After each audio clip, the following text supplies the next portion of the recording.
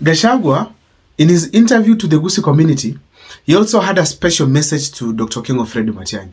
The message is on the party that he should use come 2027.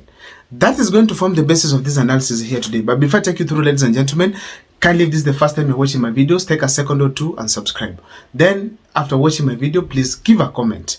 After that, you can also hit that like, and then as a result, you shall have supported my channel. Let me give you 2 seconds to subscribe before I proceed. Thank you for subscribing. Let me proceed. 2027 imefika.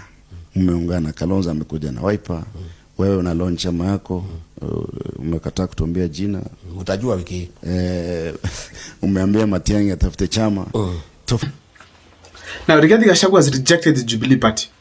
And that was the main message that Rigathi Gachagua had to Dr. Fred Matiang'i. Now, why am I saying this?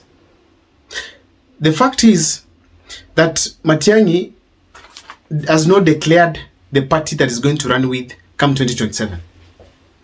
But Jeremiah Kioni has said severally that the Jubilee Party, it has a candidate and the candidate is Matiang'i. Matiang'i hasn't said anything about it. Then we all know that there is a party from the Gusii region which belongs to Dr. King of Fred Matiang'i. That is the UPA party. United Progressive Alliance Party. Now, Rigathi Gachagua is just confused like all of us whether Matiang'i is going to go with Jubilee or the UPA. In this interview that he had with the people of the Gusii, with the local stations, the Upper Gusii, it was clear that Matiang'i needs to have a local party. A party with its roots from the Gusii region.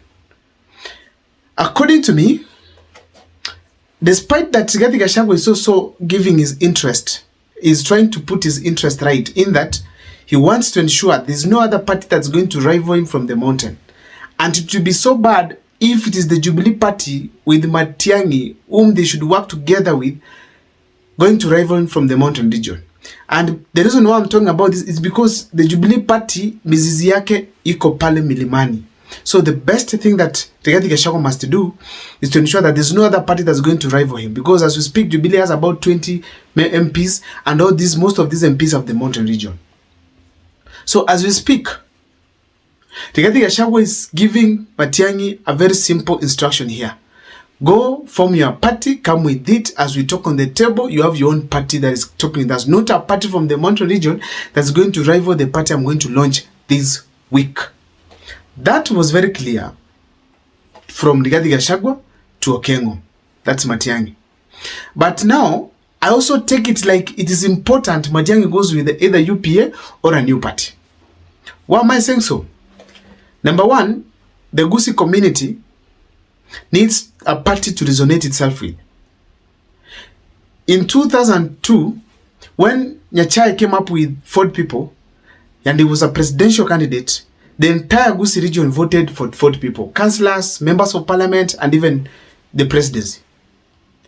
If we have this time around again, Dr. King of Fred Matiang'i coming up with his own party, the local mwananchi of the Gusii region will comfortably resonate with that party than the Jubilee Party. That's number one. And if they resonate with that party well, it's going to mobilize numbers on board. And also, Dr. King of Matiang'i needs parties and needs MPs from his party in parliament.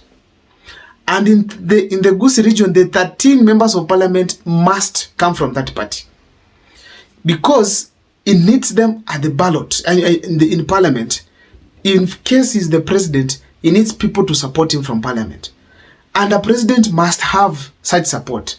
So if he does not have a party that people resonate with it well, then eventually he's going to lose. Why? And that takes me to the third point. These other people who are going to rival Matiang'i, more especially the UDA people like Osoro, Zaire, and Japhet.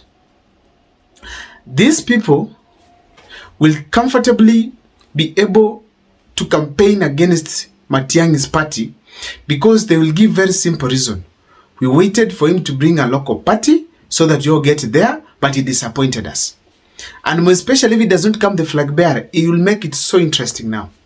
So these people will be able to convince some people locally and be able to even vote for MPs from the other party.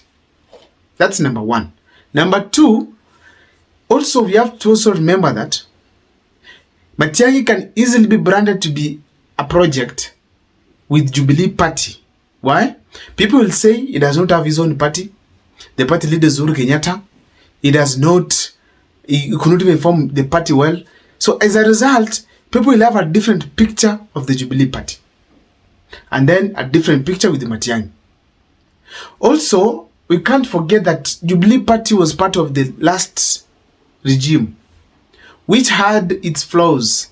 So if Matiang'i again comes up with it, the campaign team of William Ruto will be able to easily connect the problems of William Ruto and those ones of Jubilee, so as a result to brand Matiang'i a wrong candidate.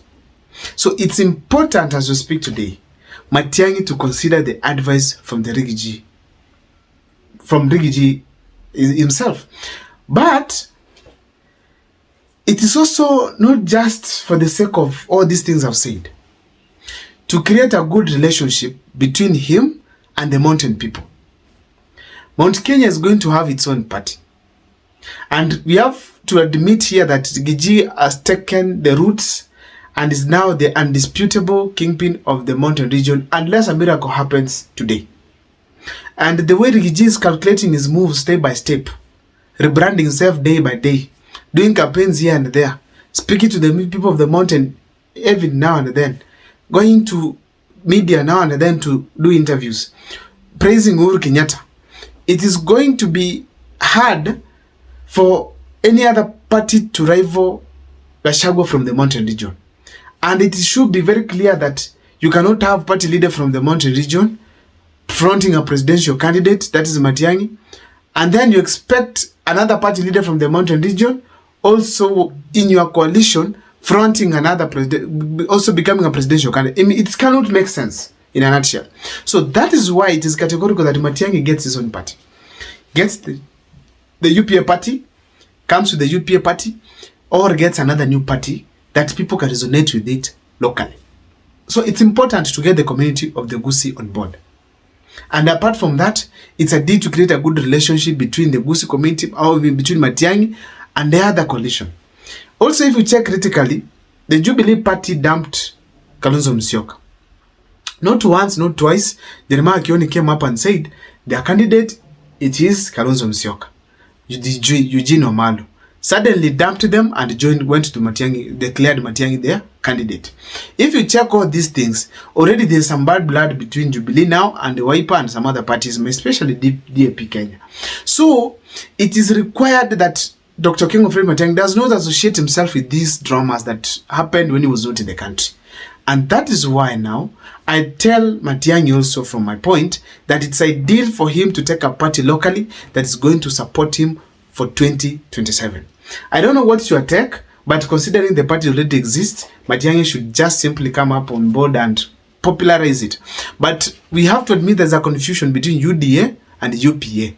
So if you say UPA, UDA, they almost sound the same. So Matiang'i can easily sound to be saying UDA. So in a nutshell, I hope you could have changed the name of UPA probably to another name, at least to sound a bit different from the UDA party. I don't know what you think, but on the comment section, please interact with me whether you agree with what Rigathi Gachagua is saying. See you next time for more videos.